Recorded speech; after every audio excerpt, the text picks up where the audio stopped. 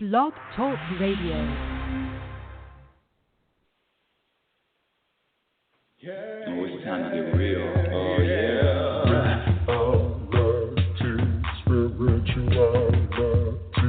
It's a new experience. Spirituality. Yeah, keep your ears open for this one, man. Spirituality. You got a question for RLN? Spirituality. Yeah, it's time to get some answers, baby. Spirituality. Oh, now we get real. Yeah,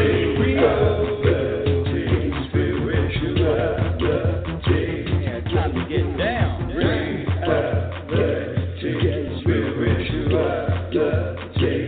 Yeah, you gonna feel good now. Real good. Now, that's what I'm talking about. Time to get real. Welcome, everyone. Welcome to Reality Spirituality. You're going to feel really good right now. Well, you are going to feel really good right now if you recognize the difference between your ego, that voice, that critical voice, that voice that tells you something's wrong, that voice that tells you something isn't right. If you recognize that you are not that entity, you are not that voice, you are not your thoughts. When you recognize the difference between the universal voice, the universal inspiration versus the ego, you will feel better. Let me tell you something. It's been the last 3 weeks a struggle for me. Oh, boy, do I say, I haven't even introduced myself. Oh, how rude, how rude. Well, my name is Rebecca L. Norrington, and I am the world's only happiness specialist. And what does that mean? That means that I hold myself at a higher standard. I hold myself at a higher standard because if I'm claiming to be a happiness specialist, then I better walk it.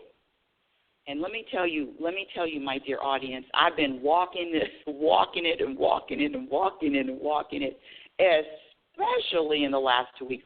If you listen to the show, I was interviewed on Robert Sharp's show. It's on Blog Talk Radio. The show is called biteradio.me. And if you go to Robert Sharp, biteradio.me on Blog Talk Radio, you'll hear the interview that I did on Friday.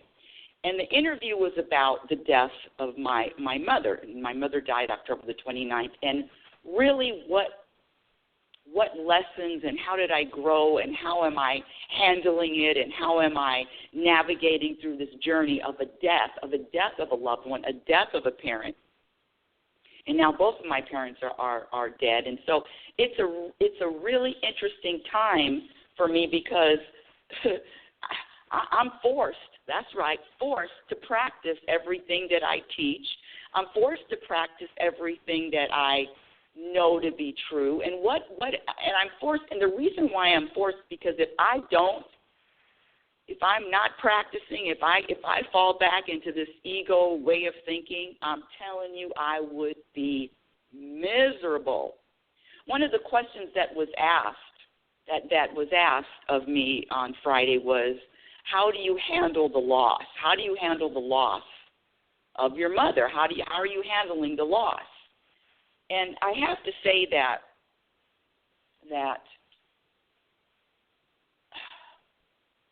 a loss, all labels subtract from happiness. Anytime you put a label on it, so the label was this is labeled as a loss. Anytime you put a label on any situation, on any experience, on anything that you're feeling, what requires, when you put a label on it, that requires a judgment. All judgments subtract from peace. All judgments subtract from your happiness, your contentment. And let me just start off by saying, let me give you my definition of happiness. My definition of happiness is being able to be rooted in peace and contentment and relaxation and balance and trust. Being rooted in peace Happiness is being rooted in peace, regardless of what happens and regardless of what doesn't happen. Happiness is when you are rooted in peace. Your foundation is peace and contentment. And I'm telling you, you can be peaceful, and you can feel peaceful, and you can vibrate peace, regardless of what happens, including a death in the family, including finances, including health challenges, including relationship. You can be rooted in peace, and it depends. And how are you rooted in peace? It depends on what you practice. Happiness is a practiced skill. It is a practice skill like any other practice. Everybody that's listening has something that they're good at. I don't care if it's cleaning. I don't care if it's being an attorney. I don't care if it's being a doctor. I don't care if it's being an artist, musician, athlete. Every skill that you have, even if it's a skill of typing, even if it's a skill of balancing, even if it's a skill of being detailed, whatever skill, whatever you're good at, we all have gifts, and whatever you're gifted at, it is a skill. And so happiness is, for me, it's the same thing as peace in mind. Happiness is a practice skill, and the more you practice the behaviors and the thoughts, the behaviors and the knowing, things that add to your happiness, that add to peace, the more you practice those things, and the more you eliminate the behaviors and the programming of what subtracts from happiness, the more you practice, the easier it gets, and the more accomplished you get, and the more, I'm going to use the word mastery, more mastery you have, whatever, you know what I'm saying. You know when you first learned how to ride a two-wheeler, you had to practice. And then you have that skill, you don't even think about it, or even learning how to drive a stick shift. I remember learning how to drive a stick shift when I was 16. My father taught me. We were on hills, especially when you're driving a stick. When you're first learning how to drive a stick shift, and you're on a hill, you just roll back if you don't know how to do that shift from the clutch to the gas to the clutch to the gas. You're going to roll backwards until you master that skill, until you practice and master it. Now there's no thought. It just comes naturally. That's what I'm talking about, practicing. So the question today is, we're going to talk about a few things. Is happiness a choice? I was asked that question. Happiness is a choice depending on what you practice. If you don't recognize the deep programming that we all have received programming, and when you don't recognize your program beliefs, you're not going to have a choice. You are going to think that if there's a death, that there is a loss.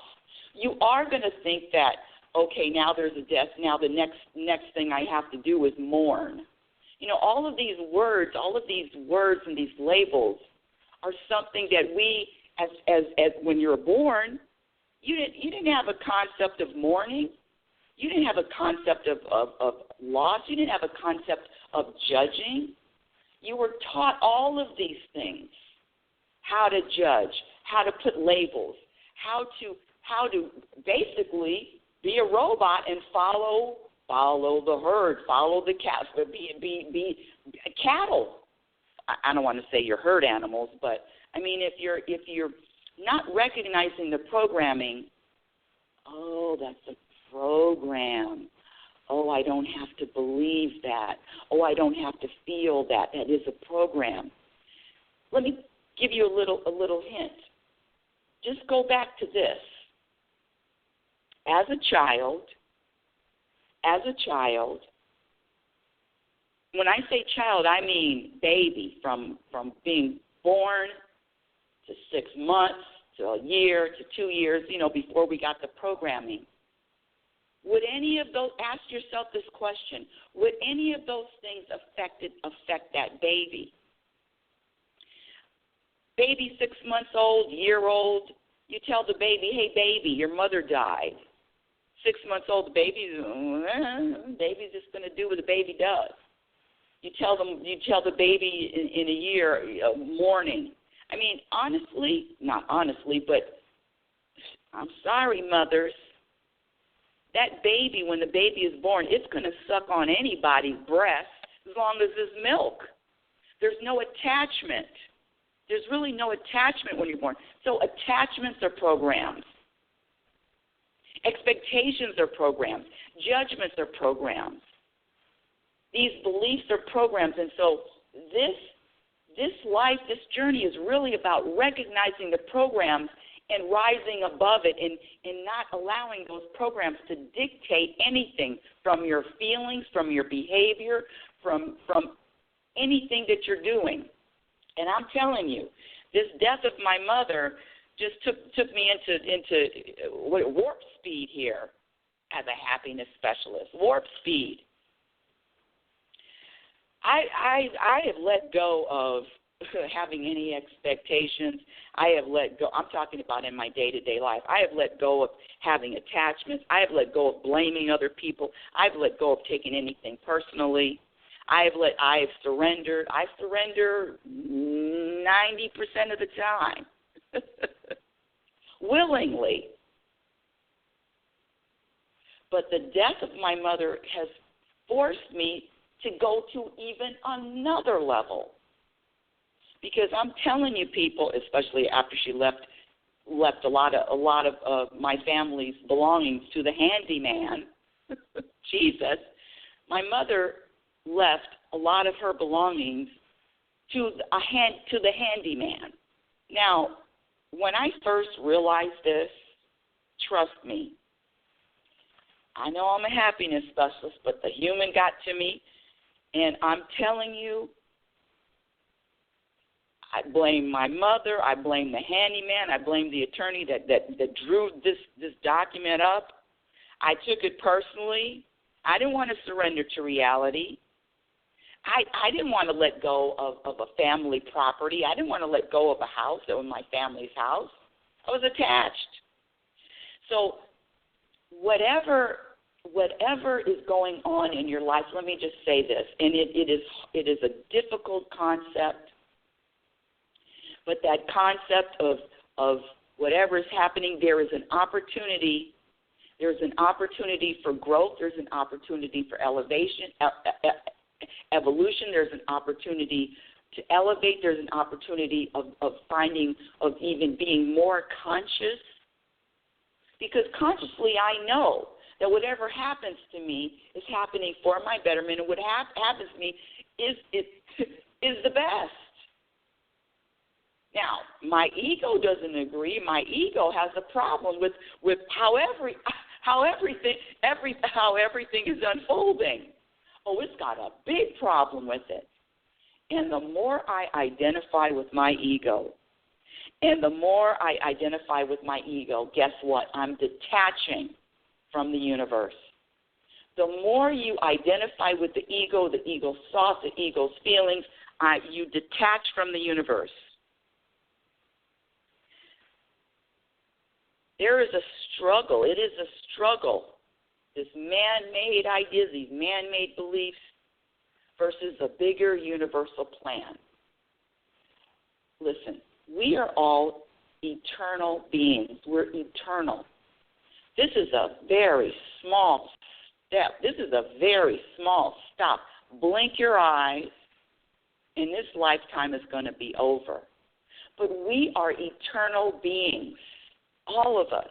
And we've been here, we've lived countless, an infinite amount of lifetimes. Infinite. Do you trust that? Do you know that? Do you believe that? Do you feel that?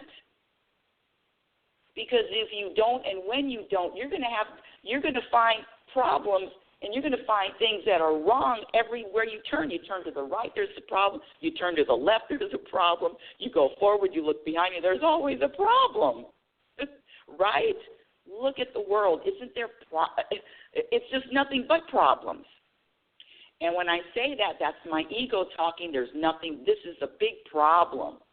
And every time I think that this is a problem, know that it is my ego that is the one. It is that entity, it's that ego. And listen, the ego's got one job, to make me feel bad for as long as possible. To make me feel bad, to think something's wrong for as long as possible. If you've heard of Esther Hicks, Abraham Hicks, you can, if you haven't heard of her, she channels an entity, and it's called Abraham. And I remember going to see Esther Hicks. This was, I don't know how many years ago, maybe 5, 6, 7 years ago. I don't remember, but it was a while ago. And I remember one of the things that she said, or Abraham said through her. Abraham said that there are animals that choose to experience getting eaten. The problem comes from me not believing and me not trusting and me not knowing that whatever is happening to me in this life and whatever does happen to me in this life, I've already signed off on it. I've signed off on this shit. I authorized it. I said, yes, I want to experience my mother dying and her giving the house to the handyman. That would be the best thing for me. Sorry. That would be the best thing to happen. I've already signed off on it. Now, it's a tough one. It's a tough one to wrap your head around. It's a tough one to surrender to. And I go back to one of my favorite stories is, what is that guy's name? Let's see, what was his name? Oh, that's Jesus. Jesus was here as a man, and his destiny was getting nailed and crucified and tortured and tormented to a cross. I'm sorry, but I wouldn't have chosen that way. No, thank you. Did Jesus have free will to change that destiny? I remember the story. He's in the Garden of Gethsemane. He's like, no, thank you. No, thank you, God. No, thank you, universe. I don't want to die, and I don't want to die like this. Excuse me, no, thank you. And then finally, after a lot of wrestling and tussling and struggling and going back and forth, he surrendered. Surrendered to the bigger picture, surrendered to God's will, to surrender to the universe's will. And that's all this life is about, is surrendering to the bigger picture, surrendering to your destiny. Now, I know that there's a lot of people out there, I control my own destiny, and I am in control. And that control thing is the seatbelt now. Put your seatbelt on. Is a fallacy, is an illusion. That if you think you have control, let me ask you something. If you think you have control, would you have designed your life exactly the way it's turned out? Would you have designed it? Isn't there something you would like to be different? It's a hard thing to swallow. It's a hard pill to swallow. It's difficult to accept. Trust me, I've wrestled with this concept for years. But I authorized all of it. I authorized every single experience. And if I look back on it and I'm honest with myself, everything I experienced. Now listen, this thing right now that I'm going through with the mother and the handyman and family house being gone, I know that however I'm feeling now, and it's my shoulders are down now. They go up and down. They go up and down. My shoulders are down now. I know in 6 months I'm going to look back and say, wow, look at all the lessons I received from this. Look at all the growth. Look at all the growth. Look at all of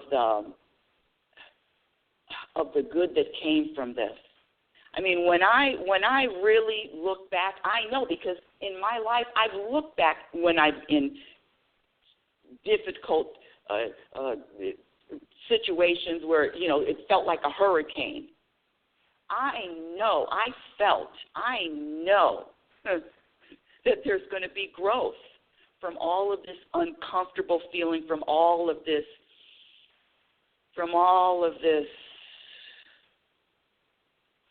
experience. My ego says that, oh, there's something wrong. Oh, there's something wrong here. Oh, this needs to be different. I was having a conversation with the universe, and let me tell you this: if I can have a conversation, you can have a conversation. Again, the number to call in is area code 646-564-9619. Again, area code 646-564-9619. And if you want to speak with me live, just press the number 1, and I have a few people in the queue, and then we can talk live if you have a question, or if you just want to join the show and make a comment. Just press the number 1. But let me just say this. What was I saying? Oh, okay, I remember. The plan, the universal plan, is bigger and more detailed and more imaginative and more creative and more everything that my little pea brain could even imagine. This is what I was going to say. So here we go. Family house being given to the handyman. Now I'm thinking, hey, that's $250,000 here. $300,000 gone. And I'm struggling with that.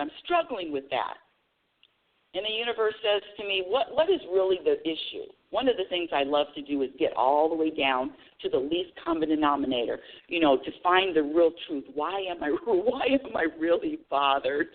Why am I really bothered by the house going to the handyman? Really, what is it? What is it really? And the answer was, least common denominator is money. I said, I don't even need the money for myself, but I could help my son. I can help some people that I know that are in need. I would have extra money to help other people. And then the universe hit me with this one right between the eyes. We don't need your help. Your son doesn't need your help. Your son has everything he needs. Anyone you want to, quote, help has everything they need. We don't need your help. You have everything you need. Now, when I was hearing this, when I was listening to the universe tell me this, I had to break down in tears because it was the truth. Anytime I think I know better than you, universe, my plan is better. I know exactly where that voice is coming from. It's the ego that thinks it knows the better plan. It's my ego that thinks that I know what's best for anybody, including me. This surrendering to reality, surrendering to all the experiences without feeling, and let me say something else. My ego doesn't like losing. Oh, I don't like to lose. Oh, I can fight. I fought so many legal battles in my life you just don't know. Oh, I'm not going to lose to a handyman. I mean, come on. My ego doesn't like it, but what this experience has gifted me with, the ability to separate myself even more from my ego, the ability just to witness my ego, to separate, because that is, you know what, audience, first of all, thank you. I love you, audience, but you know, when I detach from the universe and I think that there's something wrong, I am moving toward the ego like, oh, you're right. And I'm strengthening the ego and I'm giving it more power to make me feel that there's something wrong. How much do you trust? How much do you trust that everything that happens, that has happened to you, and everything that will happen to you is for your betterment? How much do you trust that? And when things happen that are quote unquote uncomfortable and not what I would have chosen, that's when that trust kicks in. And that's what I say, that whatever you practice, whatever you've been practicing in a moment-by-moment situation, that's what you are going to experience, trust. But the ego, let me tell you something, ooh-wee, it wants attention, it wants control, it wants to be the leader, it wants to dictate, it wants me to feel bad about a $300,000 house going to the handyman. Listen. When I first heard about it, my dear audience, trust me, I wasn't able to chuckle. Now I can chuckle. I mean, that is a funny story. It is a really funny story. There is an opportunity for growth in every moment. So the question is happiness a choice? If you do not recognize your program behavior, your program thoughts, if you do not recognize what's program versus reality in the universe, no, happiness is not going to be a choice, because the majority, 90 whatever % of people are not going to experience a death with it's just another experience without putting a judgment on it, without putting a judgment, oh, it's sad, oh, it's a loss, oh, whatever other label you want to put on it. And trust me, I'm not poo-pooing and I'm not downplaying and I'm not saying anything about the feelings that we experience when somebody's died. But let's go even deeper than that, because this life is deeper. This life is deeper. Staying on the surface, you know, if you're on the surface of the ocean, you're going to get rocked back and forth. The waves and the wind is going to take you, toss you back and forth. But when you dive really, really, really, really deep to the bottom of that ocean, all you are going to experience is peace. And that's all I'm saying, is practicing getting deeper than what's on the surface. And the more you practice it, the more you will be able to just dive to that area of peace and be okay with it and breathe through every experience with your shoulders down.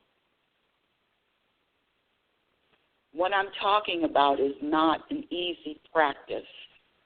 But if I can do it, and it took me 12 days to dive and find my peace after all of this, after all of the news, it took me 12 days, and then maybe 3 days later I was back up again, being tossed and turned. Ooh, it doesn't feel good. And then going right back down to that place of peace. It all depends on what you practice. And what you practice is what you prioritize. What you practice is what you prioritize. What you practice is what you commit to. And when you make peace in mind, peace of mind, contentment, same as happiness to me. I'm sorry, I like that word happiness. Same thing, peace, happiness, contentment. When you practice prioritizing peace, guess what?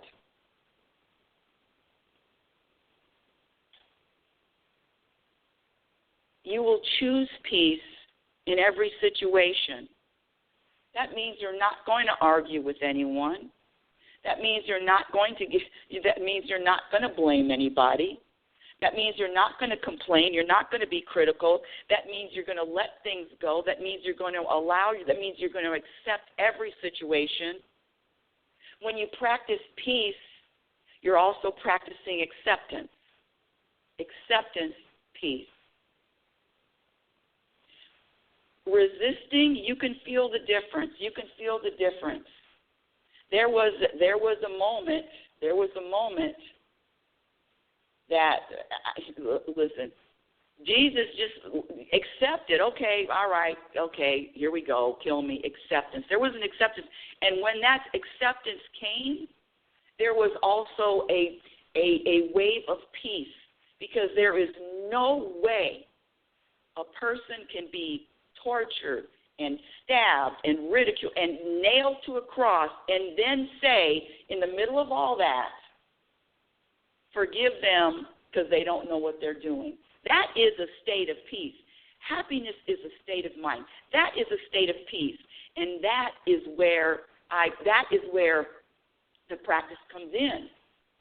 You are given every single moment to practice choosing peace. But the ego, let me tell you, not going to like it, not going to like it. But the more you humble that ego, the more you break it. I like to say you get a crowbar and you just crack that ego. You know how you crack somebody behind the knees and their legs buckle? The more you practice humbling that ego, the more peace you will feel. So my thing is this.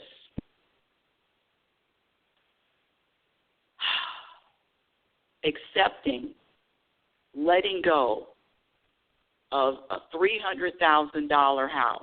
Can I let go of that? My ego doesn't want to, but I know that when I really get to a point, and I'm not saying I got it 100%, but it's close. I'm telling you, it's close, because peace is more important to me than anything in this world.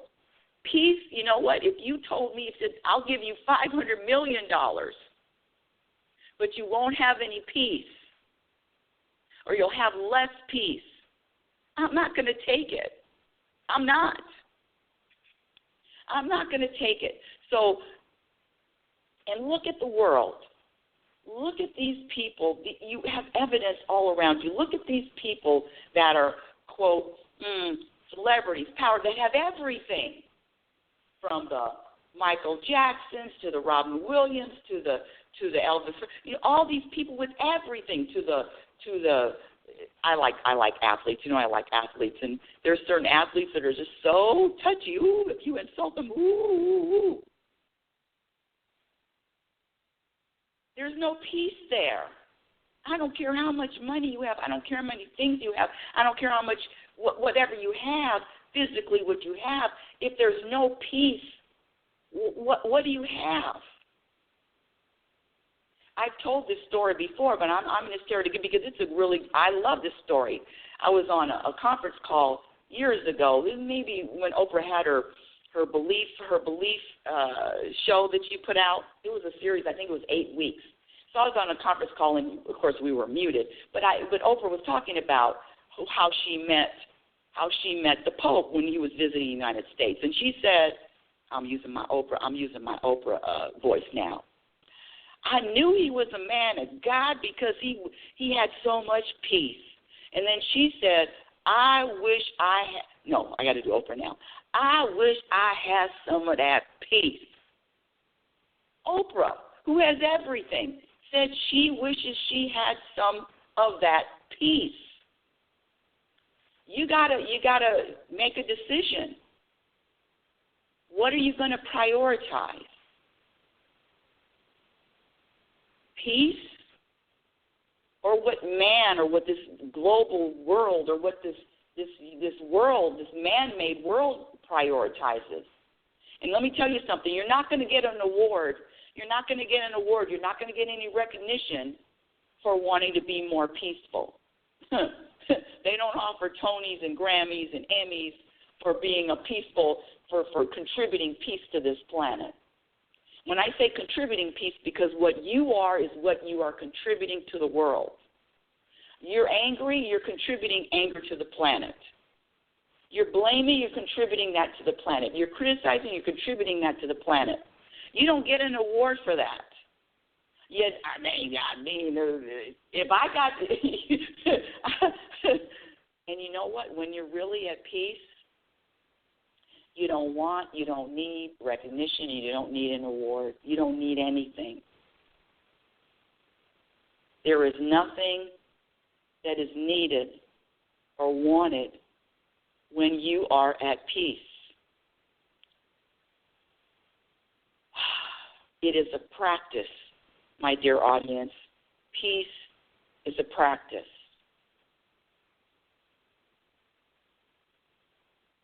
Destiny versus free will.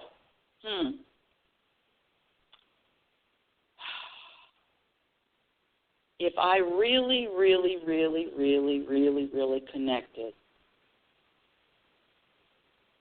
I know that everything that I'm experiencing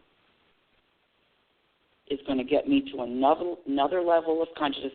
And the more conscious I am, and the more connected, the more universally connected I am, the more peaceful I will be. The letting go of thinking that I know what's best for me and for others. Actually, it's going to give me less to do. Yeah, I mean, do I really need to do more? I mean, do you think the universe needs my help? I used to think so. They always reminding me that they don't need my help. So how can I contribute? What do I contribute? Your energy and your vibration is your contribution to this planet. And you can contribute, you contribute and you don't even leave the house. You contribute by your being. Some say you contribute by your doing. Is that a universal statement? You contribute with your vibration, with your energy. That's why I can have a neighbor scream at me, oh, my neck is hurting now, scream at me and call me a bitch and a crazy person right to my face for 4 minutes screaming, and all I do is just sit. Just stand there. You know what else happened? Listen to this, universe. Because none of it's personal. When these people are angry at you, trust me, it's not directed at you. This giving the house to the handyman, it's not personal. It's really not. It's not personal.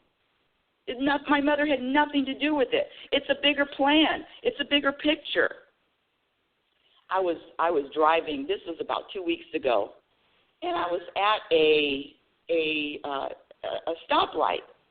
And it was during the time when I first found out about my mother's death, and I was checking emails. I was getting emails from the attorney. I was checking emails. So it was a red light.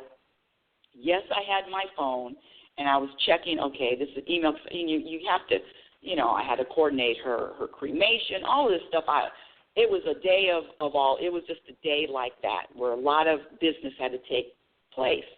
I'm checking an email at a red light. I'm not checking an email while I'm driving. And there was this guy on the right side of me. He started screaming. Now, I'm so oblivious. I'm so out of people's business. I didn't know he was screaming at me.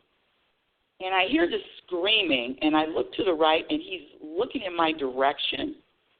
I'm a little behind him, so his head is out of the window, and he's looking back at me. He's screaming and pointing his finger and, get off the goddamn cell phone. drive. You're not supposed to drive. And he's screaming. No, he didn't say get off. He said, get off the fucking cell phone. Screaming at me. Now, I pull up because I love it when people. I've actually mastered this one. I'm bragging now. I've mastered it. So I pull up a little bit and I roll down the passenger window so he can scream at me, you know, a little bit louder. And you, the fucking phone is illegal. Put the fucking phone away. Now, I tried to fight back with him, and I tried to fight back with him universally. This is how I fight universally. This is what I did. I put my hands in the praying position, and I said, my mother died today. That was the day she died. I said, was it the day or day after? It was within 2 days. I put my hand in the praying position, and I said, my mother died yesterday or something like that. And do you know that this guy kept screaming at me? One of the things that you can do to fight is to surrender and throw out throw out a card that, you know, most people would go, oh, gee, sorry, and back down. That's a strategy. That's a universal strategy. But this didn't work. And so the question comes, and this just adds to the evidence of what does the man with the hump in his back want more than anything else? What does the man with the hump in his back want more than anything else, my dear audience? What does he want? I'll wait for your answer. What do you think? Some people say to get rid of the hump. No. Some people say to find a humpback woman. No. Some people say to stand up straight. No. What the man with the hump in his back, what the humpback man wants more than anything else is to give you a hump too. So that man screaming at me was not personal. He just wanted me to feel just like he felt. And try it. That's the truth. And when you know that and when you practice that, you can sit and listen to anybody talk to you in any kind of way. Now, don't think I had this mastered 10 years ago, 20 years ago. You can listen to anybody talk to you any kind of way. They use the word disrespect. Oh, you disrespected me. There is no such thing. Because when you have respect for yourself, respect, that's a man-made term anyway. But when you feel, when you know who you are, when you're rooted in who you are, and you know you're an internal being, and you know your consciousness, when you know who you are, when you know you are the universe, do you think the universe can be insulted? Do you think the universe can feel disrespected? So this whole notion, that's going to happen in my second book, Program for Unhappiness. That whole notion of being disrespected and it's just a bunch of crock. It's an illusion. Nobody can disrespect you if you have this sense of feeling with yourself. You think God can be disrespected when you know who you are? When you are, I'm going to use a man-made term, when you are a winner, you don't have to win. When you feel, and then when I say the word winner, I'm talking about, maybe that's not even a good spiritual word to use, but when you are rooted in the universe, there's nothing that can shake you, especially if it's a man-made, especially if it's a man. I love it when people yell at me and scream at me and call me names and insult me. I have people at the senior center, they insult me. Oh, my God, this is the biggest insult. Listen to this. Listen to this big insult. I think it's funny. You know, I got curly, and curly hair. And a lot of people here in Oregon where I am don't. So one guy said to me this a few weeks ago, he says, how do you cut your hair? With a lawnmower? I mean, I had to start. It was, first of all, it was funny. Second of all, you can't insult me because I know who I am. When you know who you are, you can't hurt my feelings. You can't insult me. Now, I got to say, it didn't happen overnight, because I remember a time when somebody would tell me that I looked tired. My whole day would be ruined. Ooh, you look tired. Oh, my goodness. I look tired. It will ruin my whole day. But this is what I talk about when I say it depends. Your peace depends on what you practice in every single moment. So did I talk about the topics today? Yes. Is happiness a choice?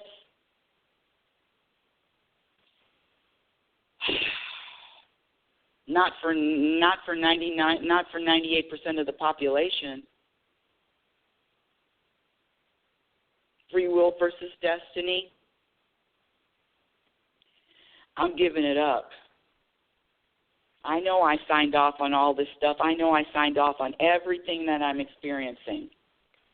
Sometimes it doesn't feel too comfortable. Sometimes I wrestle with, I want it this way. This would be better. This is a better plan. But deep down inside, I know who's talking.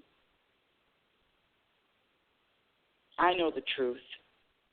I know when I'm connected, when I'm feeling, when I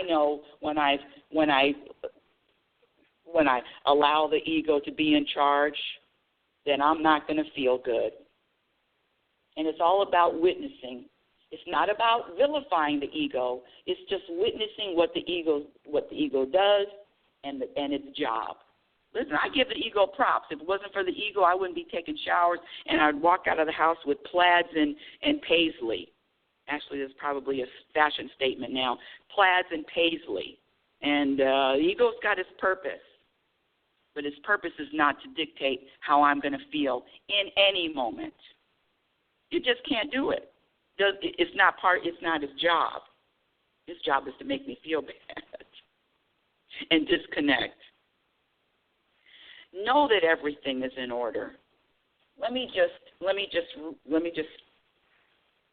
read off some things that to practice that will add to your happiness, add to your peace. And there's more, but we talked about it earlier, making peace, making happiness your number one priority. That includes number one over parents, over children, over loved ones. Peace is number one over everything, even your children. Sorry, number one son.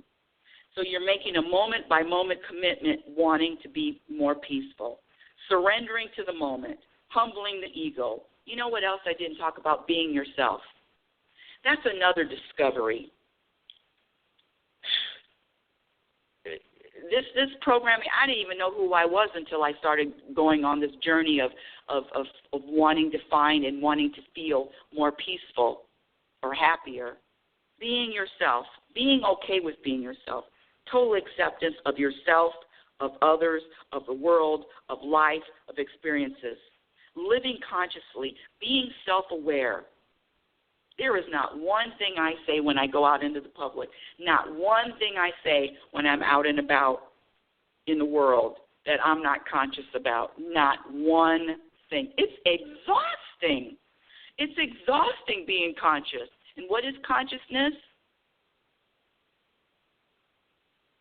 Consciousness, and I told this story, but, I go to a chiropractor, and every Friday he says, well, what are you doing on the week? Any weekend plans? Monday. How was your weekend?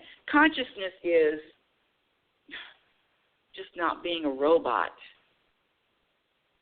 Being conscious of your words, being conscious of your energy, being conscious of your behavior, being conscious of your vibration.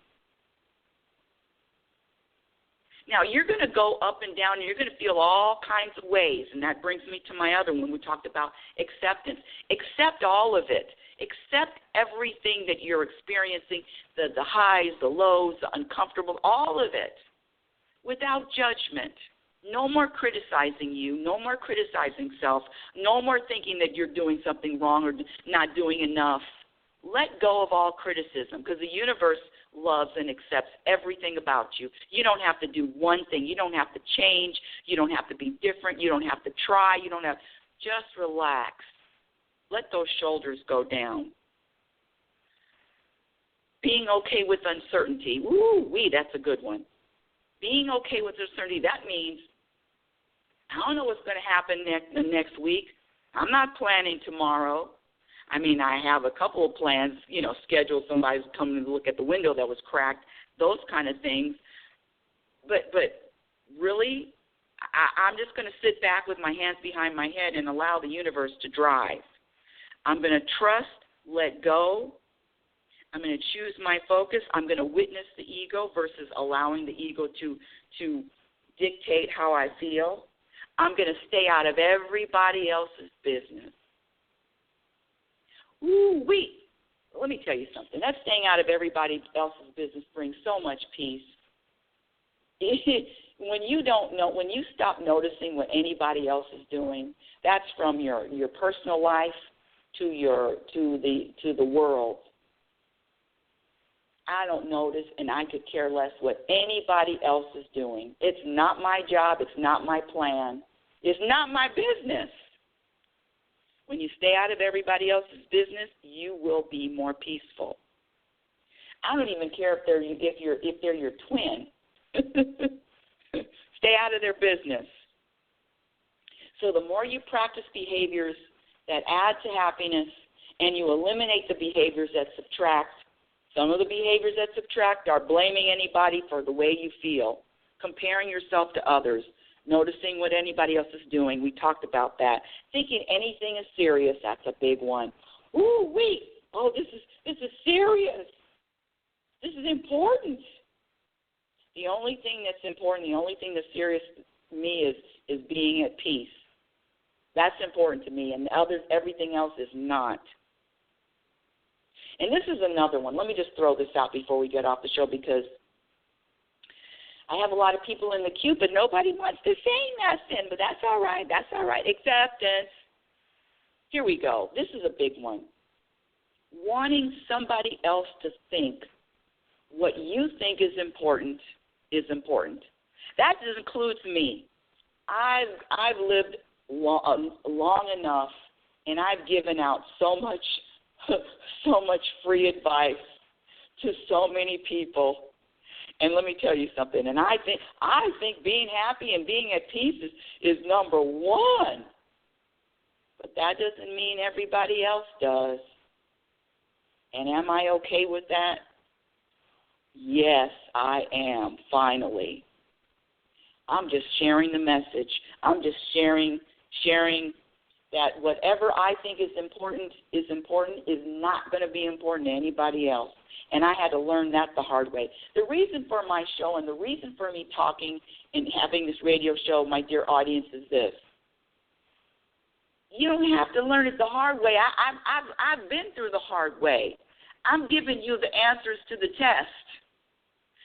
This is what I tell my son. I'm giving you the answers. You don't have to struggle. I'm giving you the answers. I've lived each one of these things. I used to know what was important in life. Everybody else don't you get it? What I think is important, right? Wrong. Giving power to words subtract from your happiness. Living in the past, living in the futures, having judgments, having preferences, resistance, trying to control anyone outside of yourself. Taking anything personally, worrying. We talked about worrying. Worrying is just a lack of trust. That's it. And you weren't born worrying. 6 months, year, 2 years. You didn't worry. You learned how to worry. So whatever you learned, whatever you were programmed to believe, trust me, you can get in there, find the program, and eliminate the program. At least recognize the program. And then when you recognize it, just ask the universe for help.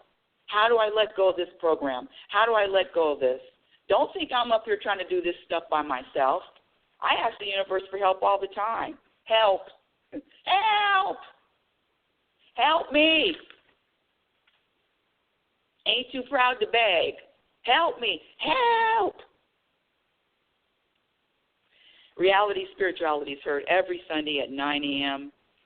Pacific Standard Time. My website is RebeccaNorrington.com. Follow me on Twitter at RLNorrington. My Instagram handle is Reality Spirituality. My YouTube channel, search Reality Spirituality. I have a lot of videos on YouTube, and there's one link you can go to and you can see all the videos. Search Reality Spirituality or just my name, Rebecca Norrington. My first book, Reality Spirituality, The Truth About Happiness, can be purchased on Amazon.com and Lulu.com. My second book, I'm writing it, but it's not completed yet, is going to be called Program for Unhappiness. And I'm telling you, every chapter is going to define like this words are powerful.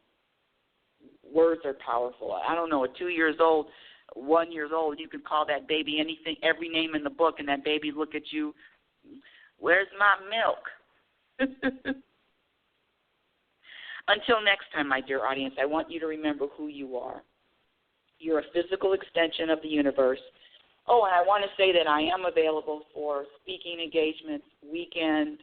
I want to say that at the beginning of the show, but sometimes I forget. Weekend retreats, I'm available. So just contact me at info@RebeccaNorrington.com. But until next week, my dear audience, I want you to remember who you are. You're a physical extension of the universe. You're always evolving. You're always changing. You're always growing. Love is patient, and love is kind. Be patient and be kind to yourself. Be your own best friend. Remember, you cannot have a happy ending to an unhappy journey. Have a conscious week. Practice. You've been listening to Reality Spirituality. Thank you for listening. Oh, it's time to get real. Oh, yeah.